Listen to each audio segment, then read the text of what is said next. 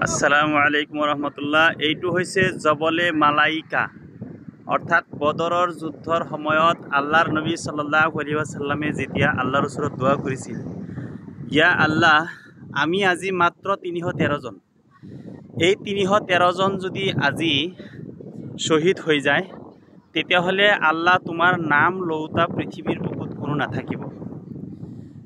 তেতিয়া আল্লাহ তালাৰ এই দোৱা আল্লাহ তালাই শুনিছে আৰু শুনি এই পাহাৰতেই ৫,০০০ ফৰিস্তা আসমানৰ পৰা ইয়াতে নমাই দিছিল আৰু সেই যুদ্ধত আবু জেহেল বাহিনীৰ বিপক্ষে যুদ্ধ কৰি এই যুদ্ধত নবী সাল্লাল্লাহু আলাইহি ওয়াসাল্লামৰ বাহিনীক জয়যুক্ত কৰে।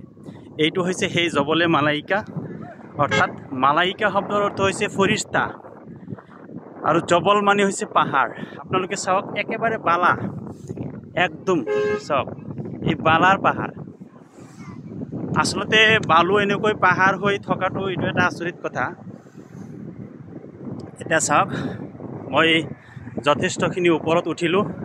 এয়া আমাৰ মৌলানা চাহাব ৰূপহী, নগাঁও জিলাৰ। আলহামদুলিল্লাহ, আমি এতিয়া বদৰৰ ময়দানত যিখন পাহাৰ জবলে মালাইকা, অৰ্থাৎ ফিৰিস্তাৰ পাহাৰ, যিখন পাহাৰত ফিৰিস্তা অৱতৰণ কৰিছিল আল্লাহ নবী সাল্লাল্লাহু আলাইহি ওয়াসাল্লাম দোৱা কৰাৰ পিছত ডাইৰেক্ট জিব্ৰাইল আমিন সহ ৫,০০০ ফিৰিস্তাৰ এটা জমাত, এটা বাহিনী ইয়াত উপস্থিত হৈছিল আৰু সাহাবাসকলক নবী কৰীম সাল্লাল্লাহু আলাইহি ওয়াসাল্লামক সাহায্য কৰিছিল।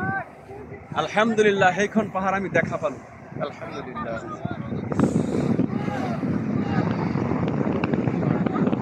ইয়াতে বহুত পাহাৰ আছে, যি পাহাৰ শিলেৰে গঠিত। এয়া চাৰিওফালে যি পাহাৰ আপোনালোকে দেখা পাইছে, এইবিলাক শিলৰ পাহাৰ, কিন্তু এইখন পাহাৰ হৈছে বালুৰ পাহাৰ, কেৱল বালা আৰু বালা।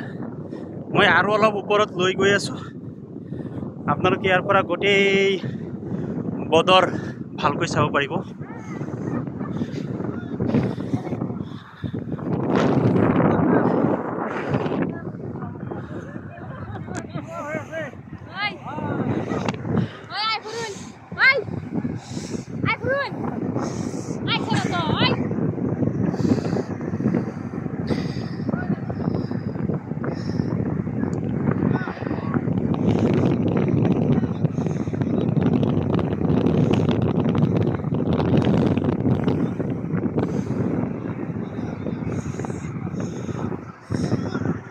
এই আমাৰ সাথীবিলাক একেবাৰে চূড়াত উঠিছে গৈ।